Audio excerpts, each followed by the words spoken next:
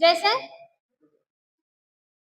जैसे बात ये है कि 1% से, जैसे कि अभी मेरा फेस हमारे पापा की जैसा मिलता है, हमारी आई, हमारा आवाज, हमारा हाथ पैर क्या होता है, कुछ ऐसे हमारे बॉडी के स्ट्रक्चर्स होते हैं जो मम्मी और पापा में मैच करते हैं। हमारी बॉडी को कुछ ऐसी एक्टिविटी होती है जो हमारे मम्मी और पापा में क्या करती है, मैच करती है। तो बात वही है कि क्यों आया है वो एक्टिविटी हमारे अंदर, क्यों आया है, क्योंकि मम्मी का और पापा का डीएनए हमारे में ट्रांसफर हुआ है।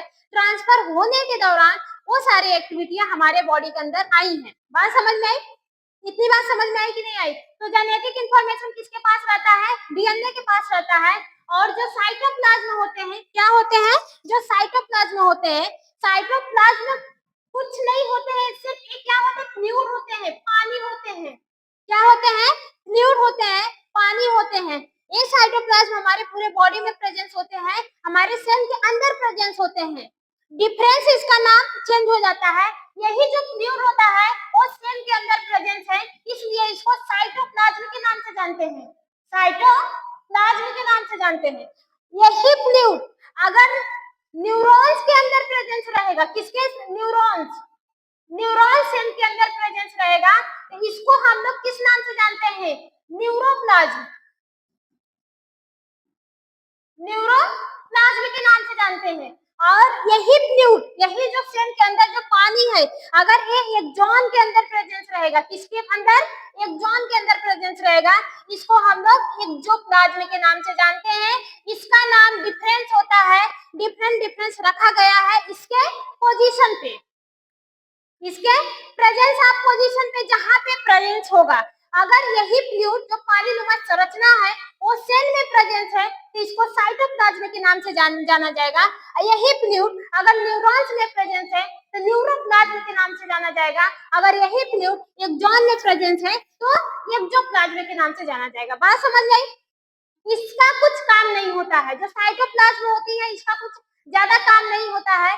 बस ये क्या करती है, सेल के ऑर्गेन्स को अपने अपने जगह पे प्रेजेंट करके रखती है।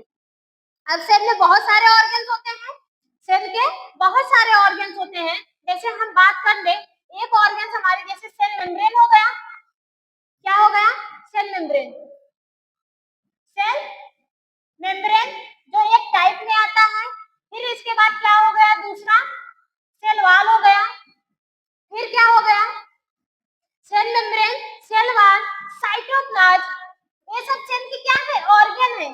साइटोप्लाज्म, न्यूक्लियस, न्यूक्लियस भी किसमें आएगा, न्यूक्लियस सेल के अंदर ही, सेल के ऑर्गन में ही आएगा।